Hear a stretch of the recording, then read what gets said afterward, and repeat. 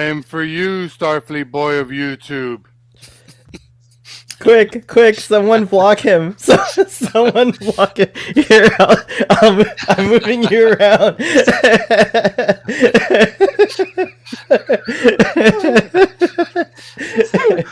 I get the top, but what is with that hair, right? Or that towel? Or... It's a hair. It's a wig. Oh, he's trying to do the shape. Is that from Annie? The rough shape. You're the 2.0. You're the 2.0 version. It gives a whole new meaning to it's a hard knock life. I want to apologize to Lee Merriweather and her entire family for this. Everybody who's just joined, if we saw the midriff, and I am so glad I've got a glass of wine with me on to see this is the version of the hologram after it's been phasered and it tried to repair itself. Ruben has just proven that, unfortunately, that does not survive. Don't listen to him, Ruben. You are beautiful, yes, and beauty will always survive. But this costume is only canon if your belly button is not exposed, right? You have that little flap thing that she got you covered.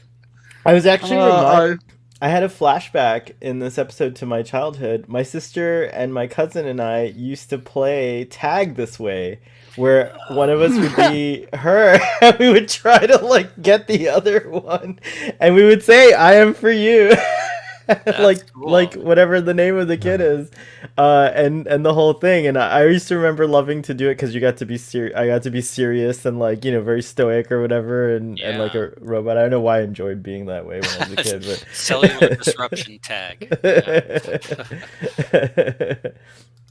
We have quite a few folks in the audience. Welcome, guys. Cake is Eternal is here. So much snark. I spent the whole episode saying, "Damn, yeah, Spock is extra in this." In this episode, we'll definitely talk about him. And Joel's here. Hey, Joel, nice to see you from last night's party. Sorry, I just lost my win last night. My voice was fading, and it was Scream 5 did it to me. It was the curse of watching a horror movie that's not Friday the 13th on the exactly. The 13th. Exactly. Unlucky D'Amato. I mean, yes, D'Amato says, "You say D'Amato, I say Danmato." I think you meant Diamato, but I like that Danmato. D'Amato. So which is it? Is it D'Amato or Diamato? Which is it, guys? Well, Kirk says, going by what you normally say, Kirk said Diamato, so I'll go by what Kirk says this time. Kirk's always right. Unless Spock's right. Spock. That's funny. Hey, Braxton, nice to see you. Saturday greetings to you as well. And then they got over the belly button thing by cloud miners. That's true. They did. It's true. It was irregularly enforced because you even see it in Mirror. Of course, belly buttons. But, well, they did. I mean, they did cover up Nichelle Nichols until it was time to film, and then the sash bit came down. Oh, okay. Yeah, well, you see it on screen for sure, and same with them. Why were belly buttons so taboo? I wonder. They're so harmless. It's the 60s. It's like showing nipple. I mean, if you think about it, 100 years earlier, ankles were taboo, So. This is true. By belly button, we're already just I do find myself compelled by a good ankle, though. I must say, if I see a nice ankle, I just have to stare at it. So, just got to say, you've changed your delta. You normally have your motion picture delta. You've now changed. No, the motion picture delta I only wore one time, but I'm glad it made such an impression. I wore it last week, but I've been wearing the Strange New Worlds delta with the what do we call it, the Kelvin uniform, the tunic. So I don't know what stripes these are, but do you know? It's that's Commander. Commander. Full Commander. sorry, Dadmiral Drum's Commander. That's true, but you have a desk job. I'm out here on the field here. Whatever. So, gentlemen, what did you think of this episode of Star Trek: The Original Series? That which survives. You want to go first, Ruben, since you're synopsis, right? We need synopsis. Oh yeah, that's right. I forgot to do that. All right. I'll do the synopsis this time, since I haven't done one in a long time. The crew of the Enterprise are investigating a planet that's kind of impossible. It's only 2,000 years old, and it has an atmosphere, which is apparently not something that can happen. But here it is. And then as they're going to beam down, this crazy looking, beautiful, awesome, crazy looking lady appears and kills one of my Star Trek episode husbands, and then strands Kirk, Bones, and Dr. D'Amato on the planet, and then transports the Enterprise almost 1,000 light years away, separating the crew from ship. And Sulu, I forgot about Sulu. Although he's not forgettable in this episode, he's pretty good. Anyways, that causes Spock to go into like a state of utter snark and like he gets mean. He's like, oh my god, my captain's not around, so I gotta be sassy AF. So he just sasses everyone. That's the only thing I like to think picture the day they're shooting and the director's like, Leonard, why so much snark in these lines? And he's like, have you read the script? That's why. It's all I've got. It's all I've got is the snark. Nothing happens in this episode for me. So let me just you get this or nothing, lean buddy. into this. I'm going to go smoke a cigarette. Anyways, this mysterious woman that seems to be able to transport, she's kind of creepy, and she appears before you in like kind of like those urban legends of like Bloody Mary. She's like, I am for you, and then, specifically can kill you. So she kills poor senior geologist, D'Amato, dead. She also kills not just my transporter chief, but she also kills an engineer. And then they start to figure out that on the planet, that she's specifically programmed to match the genome the genome, right? Of a person, genome or chromosomes, chromosomes, and so they were able to confound her by switching places or blocking the person she's intended for, but and also meanwhile, really bad American football. Meanwhile, Kirk, dodgeball. Meanwhile, Kirk, in the lover's spirit, as is his way, appeals to her sense of, I guess, emotion and guilt, and it works. So they're able to distract the computer long enough. On the ship, Spock is what was it that was happening? The ship was hurtling too fast, and they needed to slow it down. Super fast and burn itself which is out. cool. I remembered the whole warp 14 thing, being like, oh my gosh, 14.1 was about the fastest speed that they quoted. Yeah, exactly. It's the fastest they ever go on the original series. So there's Spock's salamander baby somewhere out there. They're somewhere out there. But anyways, Scotty realizes the only way to actually repair this is to get right into the matter antimatter flow and stabilize it there. But as he's doing it, it's not working, and then Spock realizes that they're slightly out of phase when they were transported, and so if he reverses the polarity of the tool, which also, by the way, I loved when I was a kid. Yeah. I also loved that as a kid. I remember it was actually it wasn't as intense this time, but I remember as a kid feeling so tense that he couldn't get the thing to come off or to change the polarity, and I was like, no, they're gonna die. So I do actually remember that part about it. Fathery, who's not here today, he's at his I think he said his niece's birthday party, says that he never remembers this episode till he watches it. And I felt like that. It felt like watching it again for the first time. But things started to come in, like playing tag with my siblings. And but anyways, so yeah, Scotty ends up saving the day in the nick of time. Although if he had his way, he would have been ejected out into space because he was going by the exact deadline of like how many ever seconds they thought they had. But fortunately, Spock did not. Spock kept his cool and he did not eject the pod. There's a lot of humor in some of the exchanges. Like he says, thank you would be in order. And Spock goes on another rant, and he's like, jeez, he's like. Anyways, the ship and crew get back to the planet right in time.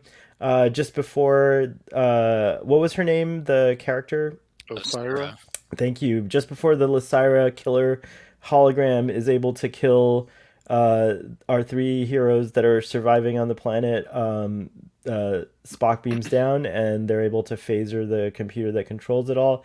And then we see this like heartfelt, a touching message from the real Lysira from like 2,000 years ago, presumably, or however long, talking about how this was a station set up for her people, what were they called? The Kalandans? Kalandans, yeah. The Kalandans, yeah. For the Kalandans to colonize, but sadly the Kalandans never came. So another great loss. It was the creation of the sphere that caused them to die. Oh, right on. Okay, I missed that. Thanks. But yeah, super tragic. And then we get this like there's a lot going on in the episode, so it's easy to miss things, I promise I wasn't folding laundry when I was watching it. But I may have been distracted by Twitter a little bit. But anyways, so then there's a nice little commentary because everyone keeps remarking about her, not just her beauty, but also now meeting the real Lysira, her intelligence.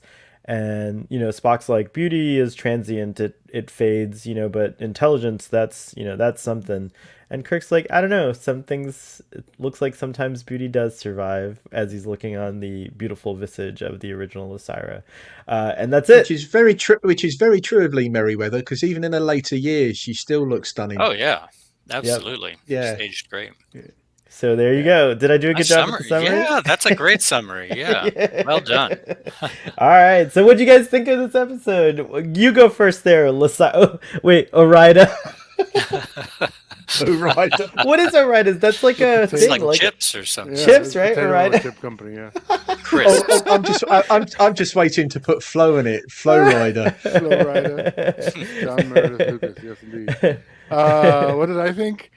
It's not horrible, but it's definitely just there. There's, I would say the first 20 minutes are kind of intriguing and setting up things, and there's a good little escalation of the threat level, and then it just kind of like, and everybody phones it in, and it doesn't really go into any interesting places. There's like a whole section where it's just like them talking constantly and like nothing's really going forward.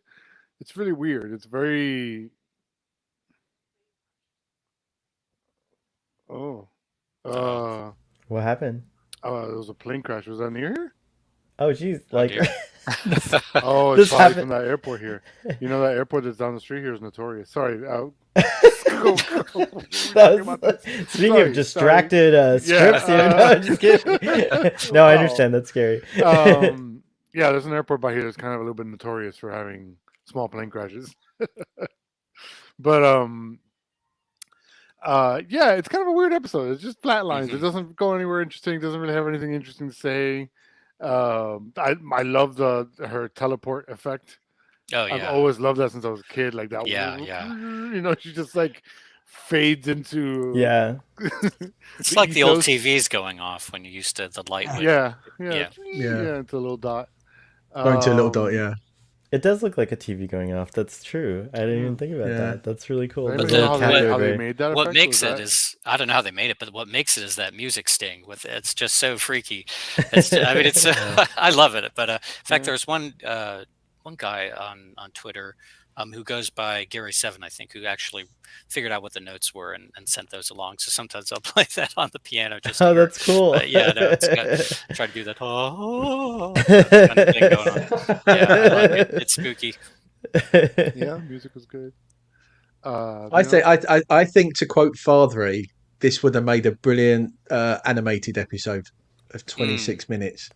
I think that's probably one of the best things you could. I mean, Father, says it quite a bit that you could cut out a lot of the stuff in there, and it would have been a good 26-minute episode. Yeah, then at least the thread of her touching people and stuff is a little bit more prescient, because it's like so much happens that you're just like it almost lulls you into sleep. Wow. I feel our energy level going down here. Yeah, Jeez, like, Do you know, for ages, I kept looking at it and going, why does she look like a cat? Why does she? And then I realised it was Lee Merriweather, and I'm thinking it was Catwoman. Yes, That's the reason why. We got two of the three. Because she did. She was because she was the first Catwoman, wasn't she? I think she was in the movie. She wasn't in She the was in TV the movie. series. She was in the movie. Yeah, But yeah, Which she's I in the don't know movie. came So first or second, yeah. But it was the way they did her makeup and her hair was very feline in the way she looked, and I thought, okay. She looks great in those kind of blousy purple pants and with the purple sky and everything. Yeah, no, she doesn't have much to do, but no one has much to do in this episode. In fact, it reminds me of Bob Justman, who was kind of associate producer for a couple years, a real formative figure in Star Trek. He said before he left the show, he was complaining about the budgets being cut, and he said, if this goes on any longer, we may as well just do a radio broadcast. And this episode always reminds me of that, because there's so little. I mean, it's not even a bottle show. I mean, they do have a planet set, but you just really feel like they're standing around and talking for most of it. That said, I've always kind of liked it. I mean, mostly because of Lucille and her appearances, as we discussed, and as annoying as Spock comes off in this episode, there she is. Yeah. Sorry, it took me a minute. By the way, for everyone in the audience, a little bit of trivia. She is still alive. She's 86, I think, and she lives in Los Angeles. Yeah. So I don't know if she still goes to conventions or anything like that. Yeah. Oh wow, yeah. She seems really cool. She's been married since the 80s as well. She's been married twice, but she's still with her second husband. And I read in an interview that the reason she did the episode was because one of her daughters wanted her to be on Star Trek. So she's sure, great. Okay, let's have my agent call them and see what happens. So, I mean, I feel like that's something that's delightful if your child is asking you to be on Star Trek and you actually get to go on there. It's cool. And you could just make it happen. But because she was probably and because she had been Miss America when she was younger, and she was probably pretty well known. Anyway, but I mean, I kind of like the episode. The ending. Yeah, I was saying about the ending. Despite Spock's, snarkiness or just irritability or whatever, I mean, they really leaned into that too much. But I love that tense moment when Scotty is trying to reverse the polarity. And no, I agree with you, Sohail. I always, looked at that and would be worried. Well, what's going to happen? You're kind of forgetting about the part where the thing gets stuck, and the effect of the little warp or whatever it is, the matter, antimatter. I mean, who knows exactly what's going on? Yeah, and like how he describes, like there's a lot of like cool technical. The Aurora Borealis and ants and. I will say the other thing of note about this episode is that it is it's like the heaviest. It's one of the heavier technobabble episodes, but it's like good technobabble. Like there's a lot of it in this episode. I felt like. Yeah, it's also you can. Sorry, go ahead. No. I was going to say you can see bits that they're using TNG, because Scotty's saying the ship doesn't feel right, and in Picard would say it's slightly quite out. I remember when it was out by like 3 microns. I could tell at 3 microns. Yeah. So it was that type of thing you could see that actually carried on into Star Trek. But Scotty's like the ship doesn't feel right, and Spock is like, so what does he say? Like, stop being so emotional. He walks it back though. He walks it back. Remember in Relic, Scotty talks about the deck plates and how he could feel he knew how fast it was going. That was a great Scotty moment, and actually to stop teasing Spock just for a moment, he does seem to consider it though. He like takes pause and kind of like, even after the exchange when he goes back to sit down or whatever, you can see he does the eyebrow raise, or just there was a contemplation on his face. So even though he's telling, he does mention it at the end though. He says, when you said that it didn't feel right, he said, I may not have believed you, but I did take note of it. So cool. He did. Sorry, I had to bring this up. Name that girl band. The electrical effects were funny too. The lightning type thing. Yeah. Also, the use of like multicolored gels when he actually was successfully doing the thing. Right. That was like Yeah, really the intense red and and the cool, and it green, give you yeah. this that see, there's like little that which survives in this bad episode actually is pretty good. Well, you're saying about physical effects. I was actually quite impressed that they made virtually the whole set shake. Yeah, Right at the when it was like it was meant to be like an earthquake or type something. thing, but the whole Yeah, set Yeah, was the really rocks were shaking. rocking around and stuff too. You're Yeah. right. Yeah, like Kirk jumps So, off of that one rock that kind of No, throws Kirk, it. yeah, like, Kirk does this tippy toe thing at one point. So Yeah. funny. So I mean, to get that whole set to shake that, I mean, Yeah, that's some serious, not because nothing. they didn't have a It lot of money. reminded me of That's the quite a bit of Genesis ingenuity. planet. I was like, this is almost as good as the Genesis planet. It's Star Planet is Trek. aging rapidly. Oh, so that's where that phrase "I have had enough of you." Yeah, apparently I think it was just on like the structure was just on like a teeter-totter or something like that, the way it was designed. So there were guys off screen kind of pushing up and down on the other side to make the side on camera go Yeah, up for and down, sure. but It's very cool. Movie magic, as we like to call it. Unlucky D'Amato says, cut out every line where Spock is torturing the entire staff and you'll end up with the needed 26 minutes. He's Yeah. so mean. He's like mean to every single freaking person. And I have to say, Kirk was kind of snarky with Sulu in that one he part, was a right? little bit, Like, yeah. Oh, He was, if I wanted Russian tails, I'd get Chekhov. yeah, it was like, come on, Sulu, like he does it several times. Even when like even in a sad moment, there's this other moment where I was like, come on, Jim, you need to settle down there. Like, Sulu's like, man, what a horrible way to die. And he turns to me, he's like, every There's way no to good die is ways, horrible. Like all, like it's like, yes, all right, fine. Aren't you saying that? Sulu does that to McCoy. He said it would be worse if he wasn't on his own, and he said, "Oh, well, that's not a way to start joking." He said, "I'm not joking. It would be." That's true. I think everybody must have been. Everybody must have been off because they're all having a go at each other in this episode. I think All John had Meredith itching Lucas powder. was just a very sassy writer. He's just like a angsty, sassy writer. So He did a line of Troy. That's just- Yeah, he wrote quite a few episodes actually. right on. I think maybe that's Ultimate part of Computer, Enterprise Now. what makes the episode interesting Also, he directed those.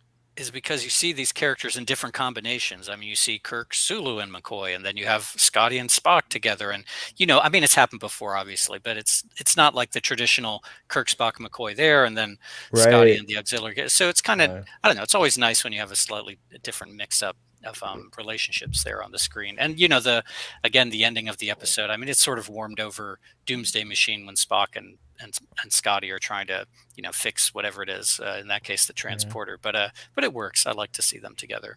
Very cool. Did you also see the shout out for Devil in the Dark when they're trying to talk about the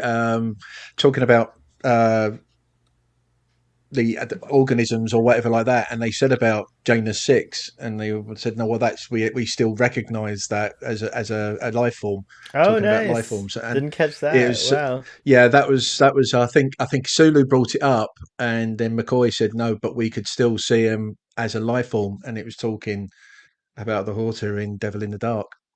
So Nice. yeah, that was quite a good callback, I thought, in that episode. I caught something. I don't know if you guys feel like this is valid or not, but I feel like this the Takan Empire episode in TNG kind of references this episode with the guardian, the sort of their guardian, who's like a defense character. He's a hologram, and it's an empire long gone. Oh, you is know? that Last Outpost or like the Yes, early at Last episode? Outpost. Yeah, that's Yeah. it. No, Thank no you. Ferengi going. It's Oh. you. Yeah. Right. But he had the ability to kill everyone. He was like a defense thing, and there was unlike this, episode. I mean, they were starting to crack her, but in that episode they appeal to him and update him in a sense, and like, yo, you're not.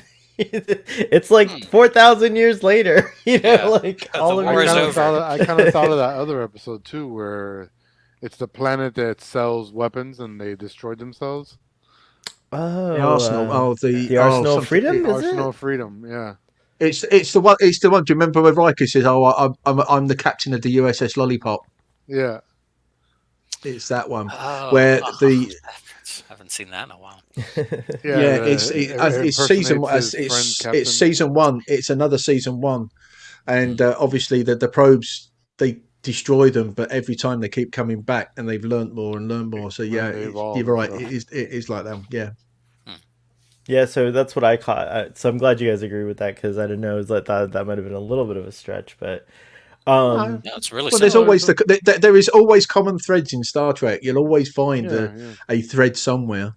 Well, now, and we're also it's kind of cool that we're ending TOS discussions, and Strange New Worlds is kind of overlapping with it. I like that there's a little bit of overlapping, because I couldn't help but think of, when I see Uhura now, I'm informed by the performance Celia R. Gooding is giving in Strange New Worlds. So it's like Uhura's evolving, like, even as I watch her on screen, and I'm starting to... Or devolving, as you may say, because it's her at the start now. So you're seeing right. Sort of two extreme. It's becoming very, like, for lack of a better term, meta, Star Trek. The more of it you start watching, because it feels like, and some people do think that Star Trek needs to tone it down on this, but there seems to be a lot of interesting reference. Well, Strange New Worlds, you have characters, so you're going to get, like, that's a natural bridge, because we're seeing Uhura in her earlier days.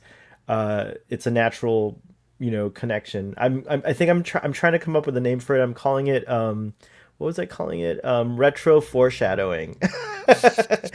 So, like, Strange New Worlds is foreshadowing character traits that might be now, when you see, like, certain more, when you see Uhura, like, in the background, it'll just remind you of those things if you're watching Strange New Worlds, which I like. It's a really cool experience. but that's enough about Strange New Worlds. That's tomorrow's discussion. All I was gonna say was the one thing that I am pleased about, they seem to be taking the TOS pacing now. They have slowed things down. Not everything is such a frenetic pace as Discovery and everything, but we'll talk about that tomorrow. But yeah, we'll talk about it tomorrow. Yeah. Yeah. But coming back to this episode, what did you think, Ian? I don't think we got your full thoughts on it. Yeah, I still think. I mean, if everybody's saying he's valid, as I said, quoting Fathery, I think it would have made a good animated episode. There's certain elements that I did like. There was a few things I'm sitting thinking, really, you could see this. It's a 1960 sensibility, where they couldn't quite get that somebody who is so beautiful could be evil. I don't want to shoot a woman. That's I don't want to shoot a woman and all this stuff. Really, yeah. But if it was done today, he said, "I don't want to kill you." I don't. Right. Instead of saying, "I don't want to kill a woman." To be fair, it really makes men look gullible too to any pretty face that just random stranger that shows up on an empty planet and she wants to touch you. I'd be like, yeah, chill out, girl. You stay there. I stay here. I mean, it was. Yeah, they were still saying, but she's so beautiful. Where could you be like, really? Charles Manson. Good looking. I have a tough time with it, because I actually agreed that she's so beautiful. I feel like that's like something that could throw you off. She is. I'm not disputing. But what I'm saying is, you could be physically beautiful, but you could be hideous. Right, I agree. It's a tough call, because part of my sensibility personally is, like, I'm very chivalrous, or I'm into chivalry, like the class in the most classic sense, like the Arthurian chivalry.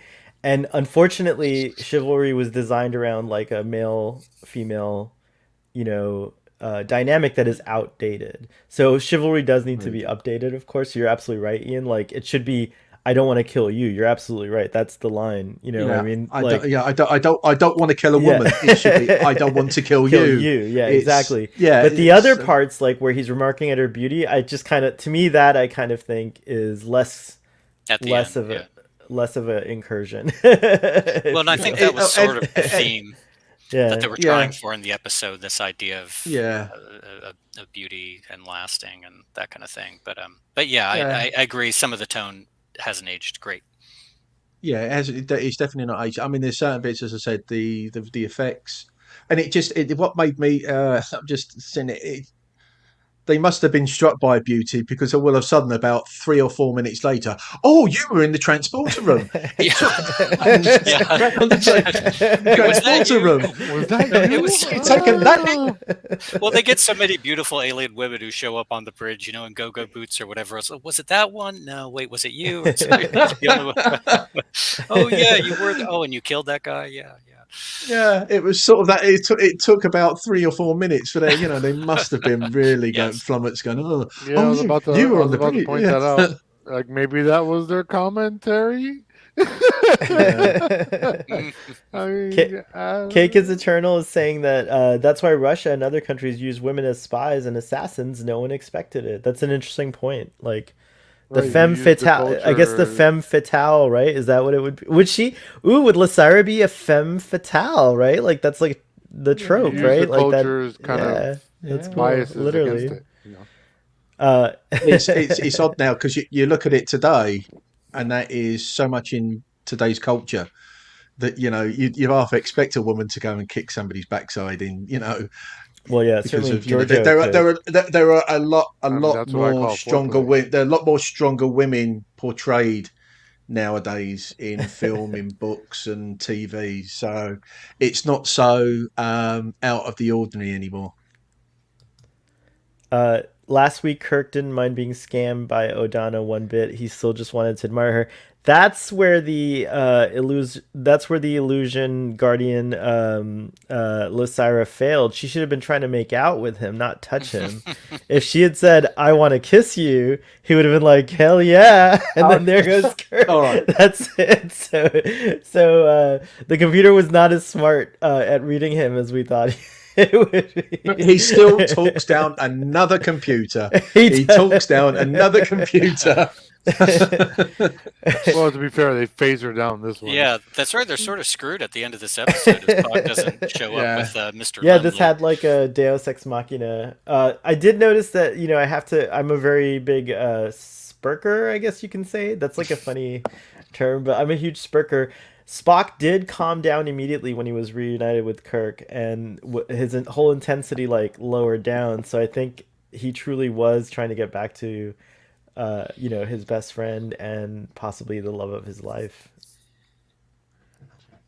He was definitely calmed down in his presence. It's true. I've never known him to turn around and say to so many people, "Can you be more accurate?"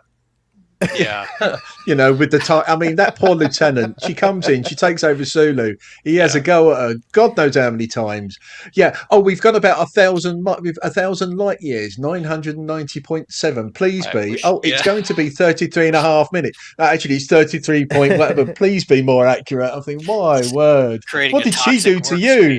By the way, does Rada come back? Is this Lieutenant Rada's only appearance, or does she come back? This was her first appearance, right? I don't remember seeing her before. I don't know if she comes back. This is definitely her first appearance. I think she might. I don't know off the top of my head. Someone with a... Well, to be honest, I wouldn't come back after being treated by Spock like that. It's a toxic workplace. It is a toxic workplace. It was a toxic workplace when Spock took the ship. It's true. Yeah, Kirk's I'm going to HR. I'm being bullied. Kirk is going to have to do a lot of reestablishing of goodwill after this. Dang, it's true. Mind you, there is unfortunately, not unfortunately, it's going to be good to see it because we've seen it in the trailer. The whole thing about the clock, where obviously Scotty goes about being a cuckoo clock.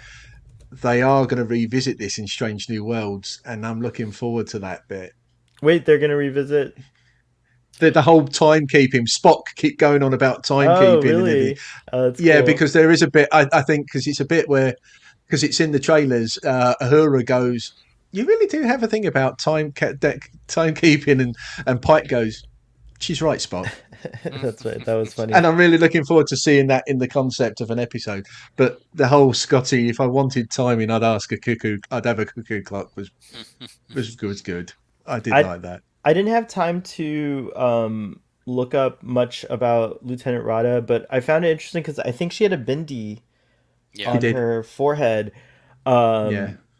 I was trying to figure out, wait, is she an alien or is this like a reference to the Bindi? Because you never know in Star Trek, like that could be like an alien thing too.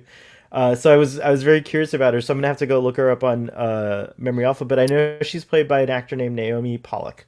So that's who Yeah, I that don't think is. the actress was Indian, but I always thought, I mean, my impression was that she was meant to be portraying an Indian character. I mean, without, Yeah. obviously hitting you in the face with it. But I don't know if Radha is an Indian name or not. It sounds like Sort of with sounded the like spelling of it particularly sounds like it. I haven't asked my mom yet, but there's so many names. But it certainly sounds like it. I guess if anyone in the audience knows any trivia about the character, because again, I don't remember from when I was. She didn't stand out to me I'm when I on was a Memory kid. Alpha right now. Oh, you are? Cool. It does say Radha wore what appears to be a bindi, a decorative, but it doesn't really specify. A couple novels gave her 2 different first names.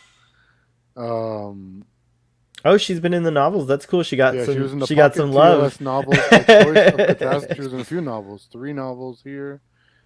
They gave her the name Manjula was her first name. And then another series of novels gave her Naomi as her first name, and then another series of novels said her name was Sitara. Interesting. Oh, I like that. Yeah. Well, I think she would have been the 4th character from the subcontinent to appear after Khan, obviously, but then there was Lieutenant Singh, who was in The Changeling, and directed by the guy who wrote this episode, The Changeling. John Meredith Lucas. Yeah, that's right. I think there's one other. Oh, in Court Martial, one of the judges, one of the like admirals or judges, has an Indian name, I think. But yeah, interesting. Very nice. I mean, I took it that she was Indian because they were trying to show that there was so many different nationalities and cultures on the Enterprise that why wouldn't she be there? Yeah, so I don't think we see her again. That was, even when I was younger, that's what I took from that one. Even if we don't see her again, I guess that's what I'm struck by is that like I don't think we ever see her again, but it's pretty cool that they did do that and try to include yet another human culture on the bridge. Yeah. That was cool. I mean, I remember we will see it in the animated. They bring a Native American on. Joel tells us American on the bridge. Joel's telling us that Naomi Pollock was also in the Paradise Syndrome as a native, really? So that's cool. Yeah, very cool. Very cool. Yeah, oh, cool. Unlucky D'Amato is telling us who is uncloaking for Space Seed Wrath of Khan. That's tonight. I think I'm going to have to uncloak for that shit, too. That's a good one.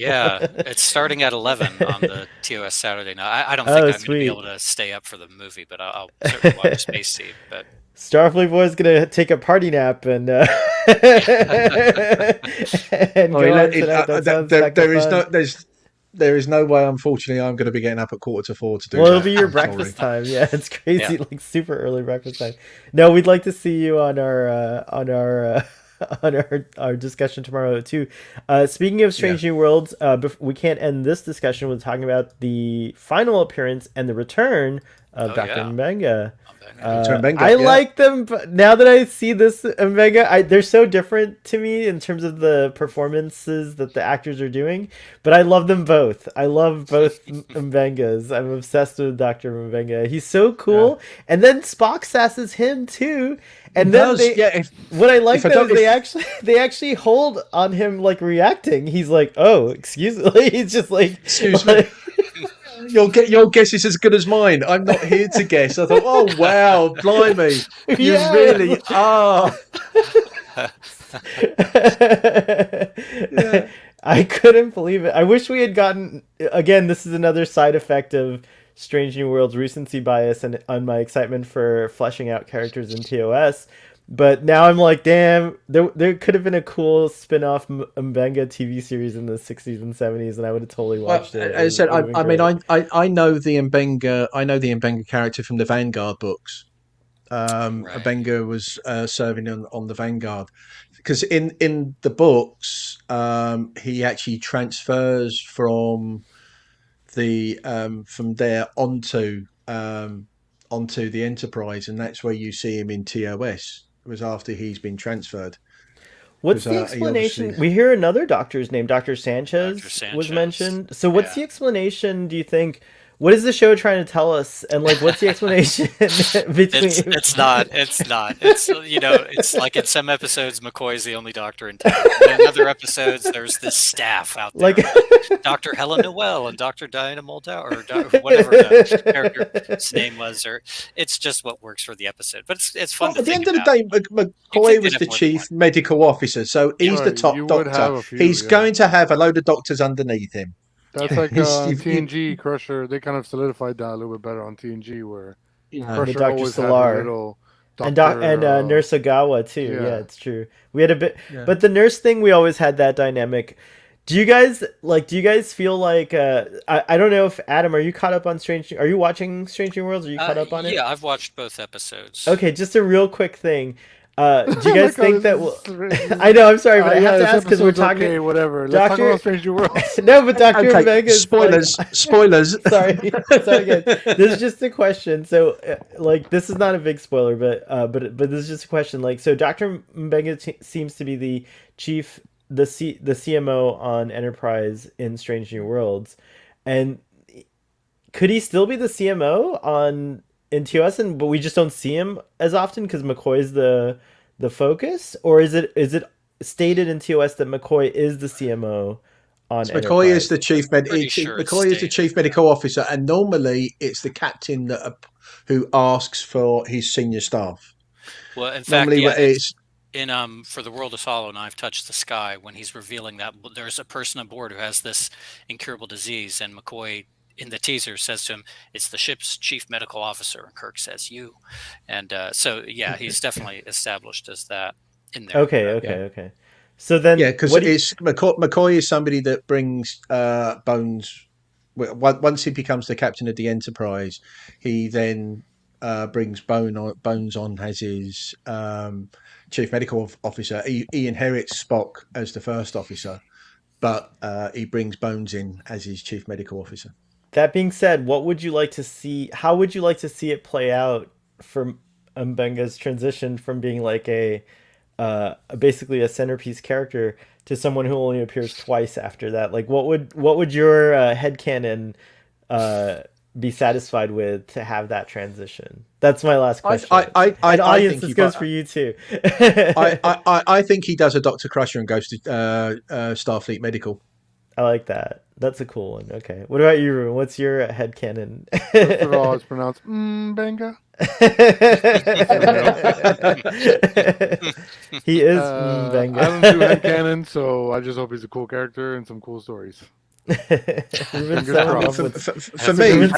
Mbenga's Strange New Worlds. And Mbenga's going to be there for the entirety of Strange New Worlds, because at the end of Strange New Worlds, we know that it's basically Kirk takes over the Enterprise, and that's when he brings Bones in. Right. So, and Mbenga's there.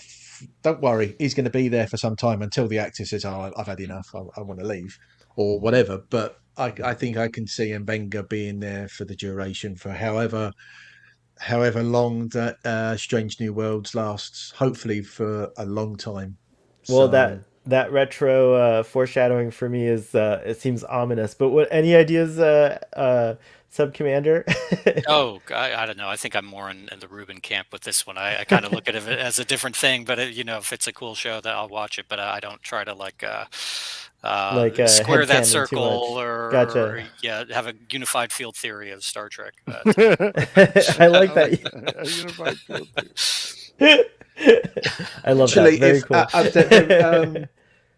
Oh dearie me! I've just going to say the guy's name, and I've just totally lost it. I watched an interview with Trek Culture, and who was the guy who designed the NX-01? I think it was John Eves. No, it wasn't John Eves. Drexler. Doug Drexler. Doug Drexler. Yeah, they interviewed Doug, and he's saying that each Star Trek is a splinter off, but the center point is the NX-01, because you see the NX-01 in every iteration of Star Trek going forward, and that was.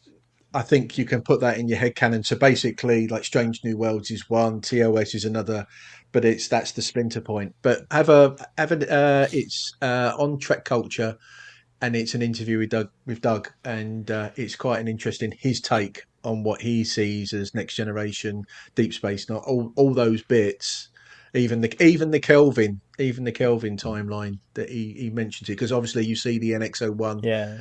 in I Into see it Darkness. as I see the same. I have the same concept in my mind, but my center point is just TOS. But I make it all work somehow.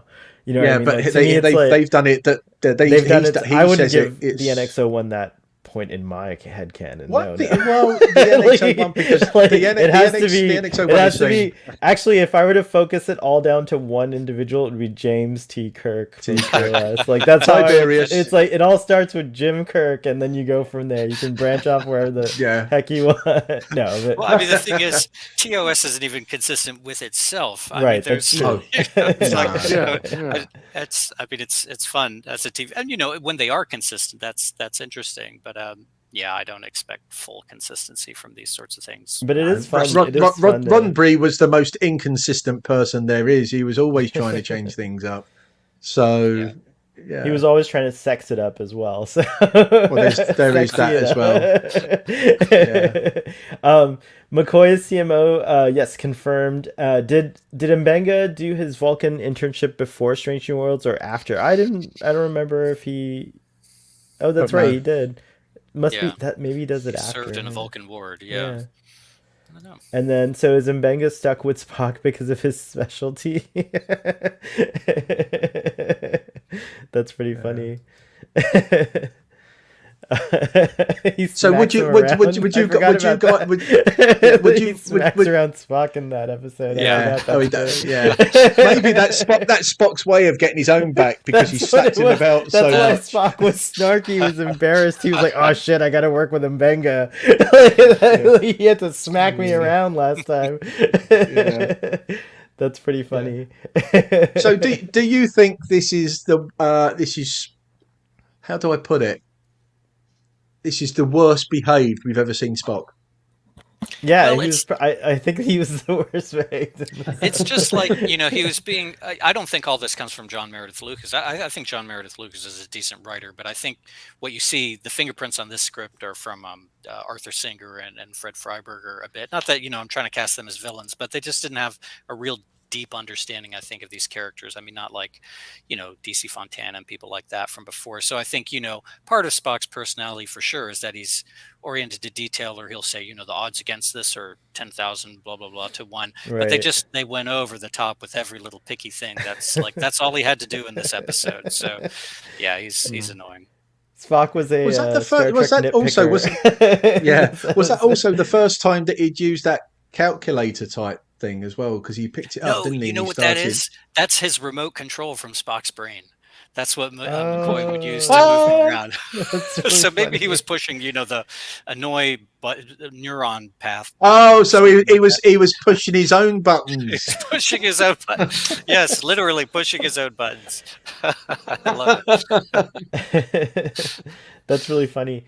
That actually reminds me to bring up that I really enjoyed going back to the matter antimatter pod sequence, like that little unlock thing that Scotty puts on. I liked how spacey and futuristic that was, because it's not a traditional unlocking mechanism that we're used to, which we don't see this again in Star Trek really much, but I think it's very high concept that it's just this and you could place it on any panel, this thing, and then you still have to do fine tuning to unlock it, whatever he was doing. It was it was because it's such a sensitive system or whatever. It really like a tumbler to unlock it to be able to and each one, and he has to almost hear for it like a someone cracking a safe or something like that. It was interesting. I like that a lot. Yeah, no, that is a neat little bit of technology. I mean, they sort of Kirk had something like that to open the Tribble bins, but it's detachable, right? You could put it on whichever thing, and it wasn't integral to the component, to the door. But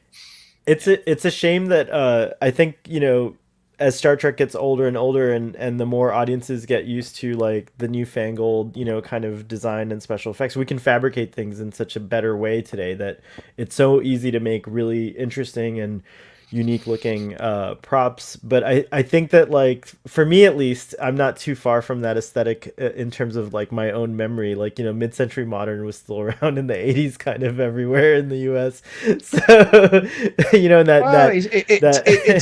it makes a comeback every decade or so. Mid-century modern keeps coming back. The thing that was interesting about mid-century modern in general was like this futuristic looking design, you know, but also very, you know, somehow traditional. And so, yeah, but we've kind of moved into this more like, you know, everything's backlit and panels, and, you know, it's a different, we truly are entering a spacey, like a more space-like aesthetic, like from modern sensibilities, you know, like we're all into like carpet and panels and, you know, like, actually not even carpets, but it's interesting. Yeah, I mean, and of course when TOS was being produced, mid-century modern was already kind of out of fashion. I mean, it was, you know, from the previous decade. But, you know, I think what I find is that just, you know, at least from hanging around on Twitter, and there's so many like, you know, young people who are really into like the Spurk thing, or, you know, really like TOS, but I think it's aged so much that it has its own charm now, like in the way that it might have seemed cheesy to people 20 years ago. It's like now it's so old you don't even hold that against it. It's like the same way when, me growing up. It's become a grandparent. If I'd watched like a black and white movie like Casablanca or something, like, oh, those guys aren't really hitting each other, who cares? It's like you accept it on its own terms and can kind of like the aesthetic for that. So in some ways I think it holds up better. But whenever I try to get when you consider the technology of today, so you look at Star Trek today and you look at our technology, you know we are doing what was shown on Star Trek in TOS. Yeah, you know, we're all on our screens and we're talking on our screens and everything. You couldn't do that back then in the 1960s. You know, so much. You know, they had communicators. We have mobile phones. We have tablets. We have all this.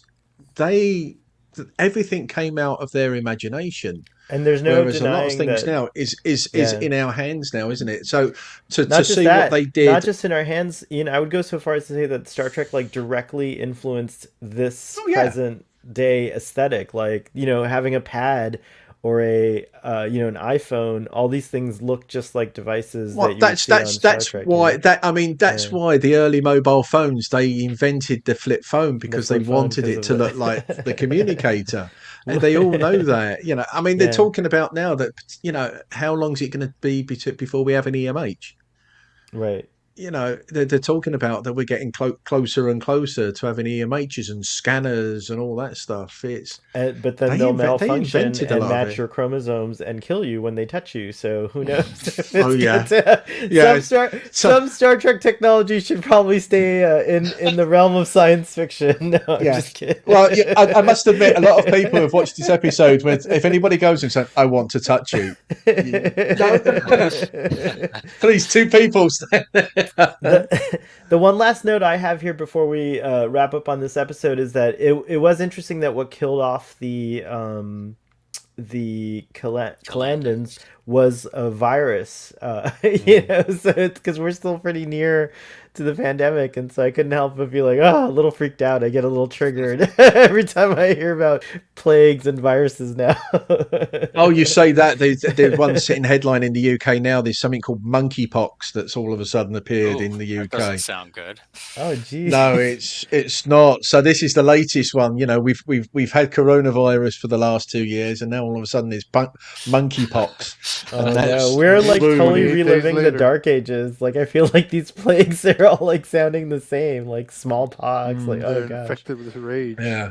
What's this? What is this? Someone beat me up. Monkeypox is like chickenpox on steroids. I have heard of cowpox though, and I haven't heard of that one. Yes, so who knows? Every animal probably has a form of what is chickenpox? Actually, it's a form of the herpes virus, right? I don't know. I mean, we need Dr. Mbenga or Dr. McCoy here. It's like I know a cold sore. So, like, you know, when people have cold sores, that's a form. That is a form of that's a herpes. Yeah, I don't know about the chickenpox virus. I think it is. It's because you can get Shingles is an offshoot of the pox. We'll just call them the pox in general, but Pox. shingles, the pox, a pox be upon your house. That's what it. Yeah. It used to be the worst thing you could say to someone. A pox upon you. Let's see. So they don't have a cure for the monkeypox, and it's going around. Where did this start? I don't know if there's a cure for it, but apparently there's someone 3 cases closed the that border have appeared. to England immediately. Yeah. Sorry, Robbie, you're cancelled. You can't come to the States next year.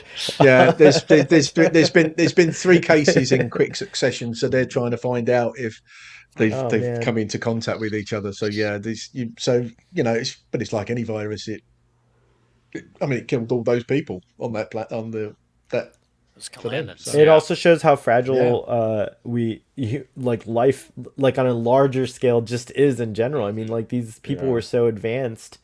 The Kalandans, like they had all this amazing technology with the Guardians and the stations, and they could they can beam you 1,000 light years away. Yeah, and all that's automated too at this point, which is crazy too. Like their technology survived after them, so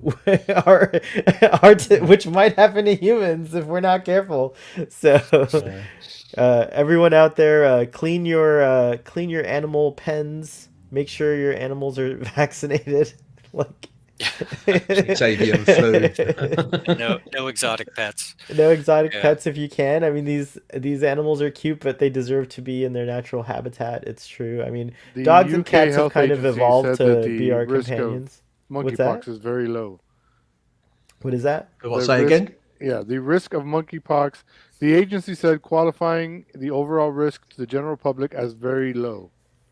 That's how every horror film about a virus starts, Ruben, is like the statement, quick, don't make anyone panic. Say the risk is very low. It's like just putting it out there. It's from CNN, so take that for what it is. Well, the monkeypox, that's how Planet of the Apes happens. So, that's true. So you got to watch out for They're that. They're going to kill all the humans and then take over. Render us mute.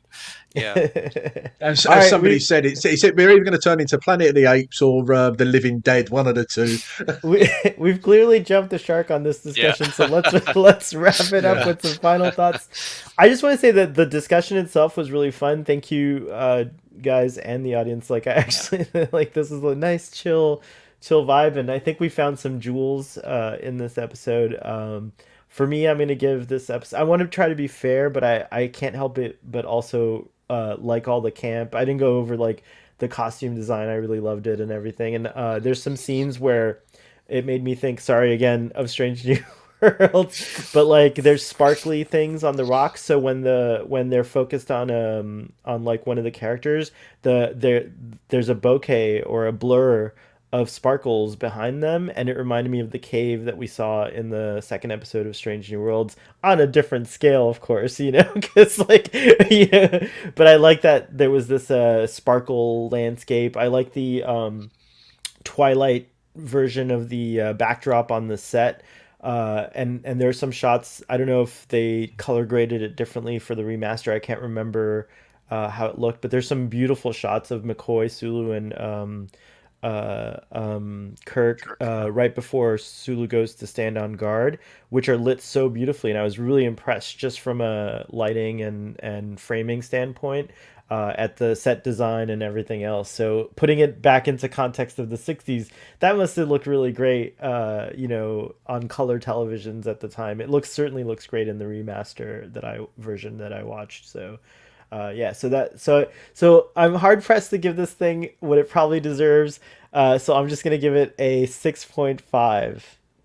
Oh, wow.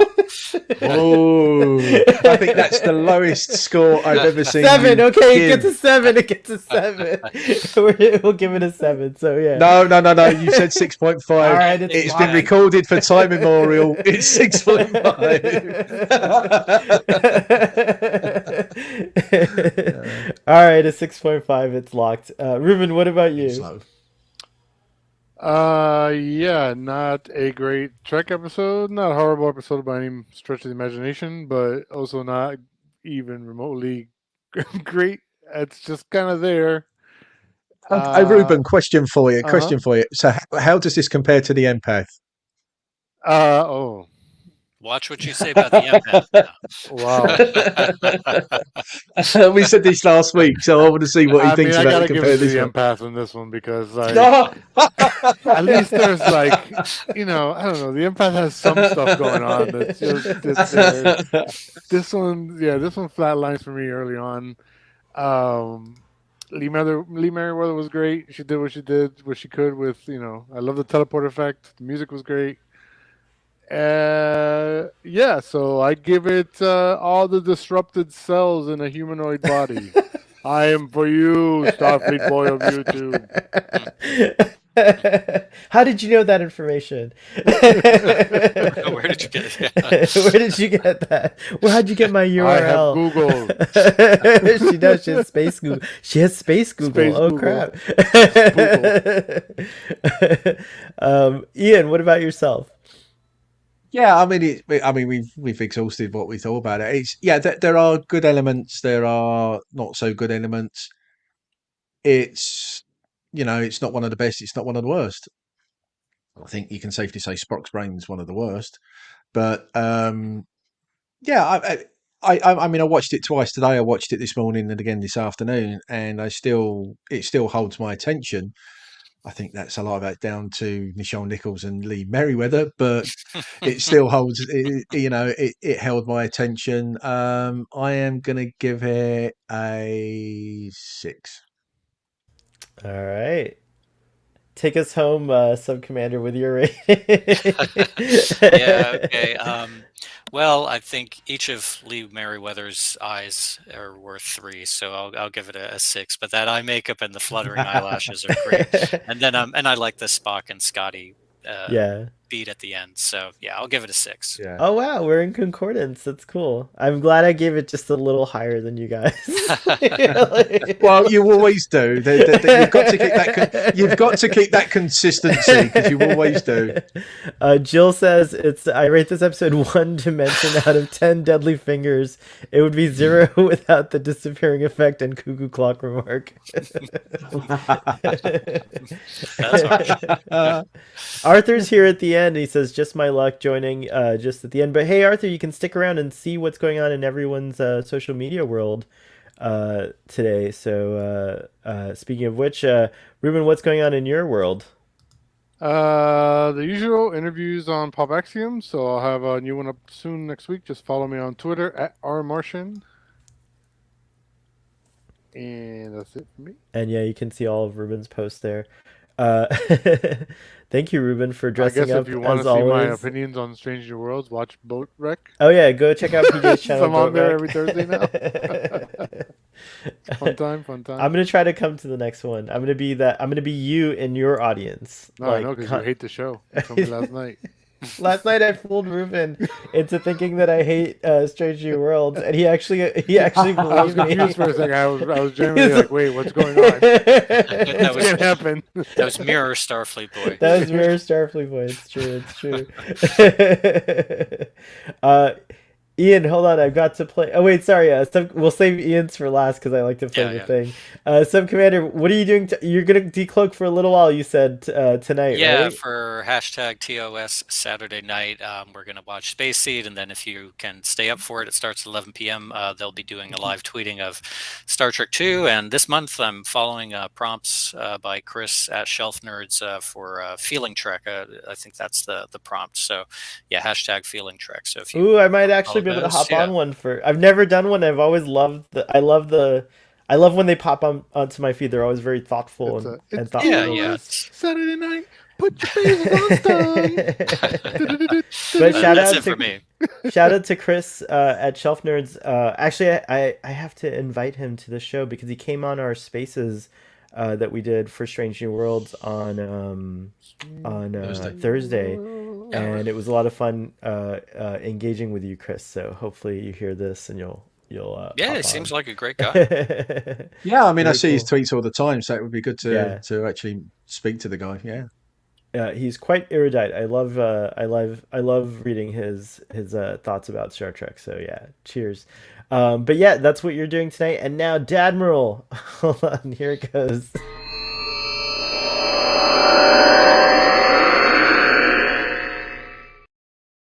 What's going on? I know what's going on because I just retweeted it today. It was awesome. But tell everyone. Yeah. So I posted a video yesterday, which was of the Stargazer from Star Trek Picard. I'm on Twitter and Instagram, as well as YouTube, as I said, my YouTube channel. I have been trying to do a build, and I am finding it's very, very frustrating. I'm trying to do Deep Space Nine. And I've got half of it, and it's the center bit, but I am finding it extremely frustrating. It's there, It looks good so far. Yeah, I mean it's getting there, but it's just the central bit. But I may be swapping it with the Protostar. Oh, right. So I have about 10 to 15 builds coming up. So I might be. I mean, I asked my patrons, and he came out with Deep Space Nine, so I'm not going to ask him for a little while. But yeah, no, I've got plenty of builds. As I said, I'm on Twitter, I'm on Instagram, and I have got over 1,000 followers again back on Instagram. So that's really, after about 6-7 weeks, I'm coming back with a vengeance. So yeah, I'm looking to do a few more builds, and as well as being with your good self, sir, on a Saturday and Sunday evening for me. Yeah, it's awesome. So speaking of which, tomorrow, tune in. We're going to go on a little earlier. Ian, I hope you can still... I didn't tell you yet. Oh, cool. I'm like, yes.